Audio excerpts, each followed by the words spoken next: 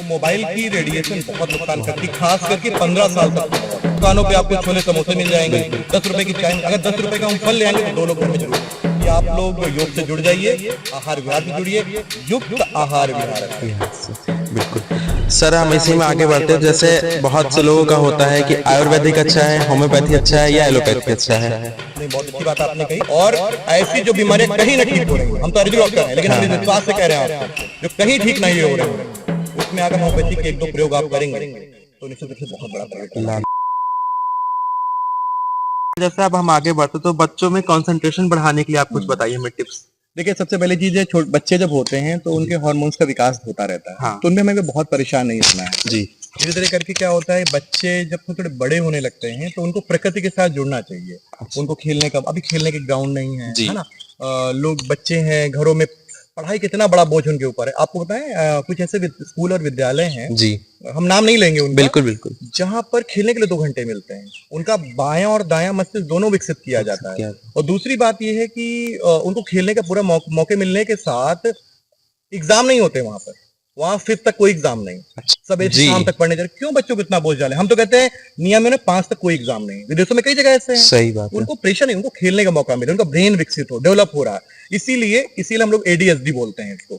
थोड़ा ब्रेन जो होता है, जब बाई फोकस, जैसे आप देखिए, जैसे आप कोई लाइट डालते हैं, हाँ। माइक चेक हम लोग करते हैं, बिल्कुल। तो माइक तुरंत चेक नहीं हो जाता। माइक चेक चेक, तो बच्चे चेक हो रहे हैं अभी। जी। तो उनको 17, 15, 16 साल तक, जब तक उनका हार्मोन्स का विकास नहीं होता है, उन्हें खुल के जीना का मौका मिलना चाहिए।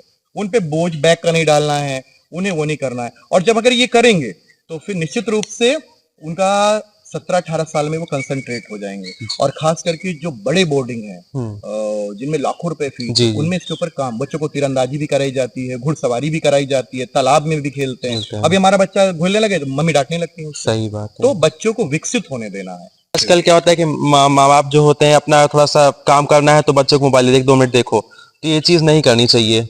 मोबाइल के बारे में तो हम ये कहें, मेरे परिचित में 10 से 12 बच्चे हैं जिनको मोटा चश्मा लग गया है। हाँ, सही कह रहे हैं आप। और पावर इतनी ज्यादा है, -0.5 और माइनस माइनस 1, 2, 3 हो रही है।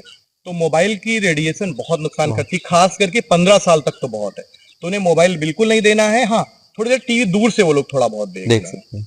तो इसके लिए जो एक ऐड आता है ना, जो गुड़िया डराने वाला, तो उनको डराने वाला दिखाना है कि देखो गुड़िया मोबाइल, मेरी बच्ची कहती है, हम तो कहते हैं देखो गुड़िया आ जाएगी, तो वो नहीं लेती है मोबाइल रख के। बिल्कुल, ये सही कह रहे हैं आप सर। सर, हम आगे बढ़े तो जैसे कुछ ऐसा आप देसी फल या उपचार बताइए जो करने चाहिए घर में। सबसे पहला है, सवेरे उठने के बाद आपको कुछ एल्कलाइन लेना है जी। चाहे सौंफ का, जीरा का, मेथी का काढ़ा बना के लीजिए। पहला दिन की शुरुआत इसी से करनी है। तुलसी का ड्रॉप पानी में डाल के लीजिए, थोड़ा नींबू पानी ले सकते हैं, थोड़ा शहद ले सकते हैं। इसी चाय से शुरुआत नहीं करनी। पहला तो ये हो गया। रात के समय गुड़ का सेवन थोड़ी जरूर करें। गुड़ एक एल्कलाइन फूड है, कफ का पाचन करता है, हीमोग्लोबिन को बढ़ाता है, शरीर के अंदर कैल्शियम का जनरेशन करता है जी। तीसरी बात है, जो मौसमी फल हैं, देखिए जैसे जब अभी हम लोग बरसात में, अभी हम लोग उसमें थे, गर्मी में थे, तो खरबूजा, तरबूजा, खीरा, गाजर आ रहा था। अभी आम आने लगा, सेब हर समय मिलता है हमें, फिर केला आने लगेगा, फिर अंगूर आने लगेगा, सर्दी में संतरा आने लगेगा।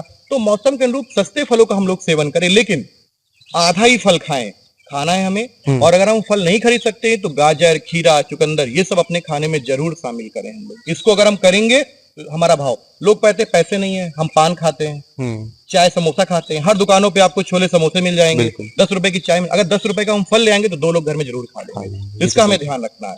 और लाल फलों का सेवन, लाल चीजों का सेवन नियमित रूप से हमें करना जरूर चाहिए। अच्छा, लाल फल हो, लाल सब्जी, लाल खाएंगे तो लाल शरीर में बनेगा जी। सर, हम इसी में आगे बढ़ते, जैसे बीपी, शुगर, थायराइड के लिए, तो इनके लिए कोई स्पेशल फल या? बिल्कुल, हम आपको बताएंगे। देखिए, पहली बात, बीपी, शुगर, थायराइड में ऐसे बहुत सारी रिसर्च हुई हैं। 75% लोगों की बीमारियां उनकी गलत व्यवहार हमने इसलिए क्या, क्रोध, गुस्सा, गलत दिनचर्या। इसीलिए गीता कहती है युक्त आहार विहार से, गलत आहार विहार, गलत दिनचर्या से। 25% लोगों को हो सकता है कि कुछ ऐसे मेटाबॉलिक डिसऑर्डर हो। 75% लोग अगर अपनी दिनचर्या का ध्यान रखते हैं, खान पान का ध्यान रखते हैं, तो खाने में खूब सारा फाइबर ऐड करना है, जैसे कि छिलके वाली दालें, छिलके वाला आटा, हरी पत्तेदार सब्जियां। जिनमें छिलका नहीं वो आपको रोगी बनाएगा, ये आप जान लीजिए। चाहे वो गेहूं हो, चाहे वो सरसों का तेल हो, चाहे वो अरहर की दाल। छिलके, जैसे मूंग मसूर की दालों में छिलका है ना। गेहूं के अलावा चना, जौ, बाजरा, मक्का, रागी, चीना, झंगोरा, ये सब चीजों में खूब सारा है। हम लोग मोटे अनाजों पे मोटे अनाज। तो मोटे अनाजों का सेवन करना है और अच्छे से आपको दालें जो है छिलके वाली खूब सारी प्रयोग करें। अच्छा। और नियमित रूप से जब योग हम लोग बात कर ही रहे हैं जी तो मन को स्थिर करेंगे तो देखिए जैसा भाव वैसा स्राव, तो ऐसे हार्मोन्स हमारे संयमित होंगे और हमारा बीपी, शुगर, थायराइड, हमने कहा 75% लोगों को तो हमें विश्वास है अगर वो करेंगे तो उन्हें दवाइयों की मात्रा कम कर देनी है। और वही डॉक्टर उनको जो दवाई लिख रहा है वो खुद ही कहेगा अरे आपका तो कंट्रोल हो रहा, कम करिए आप।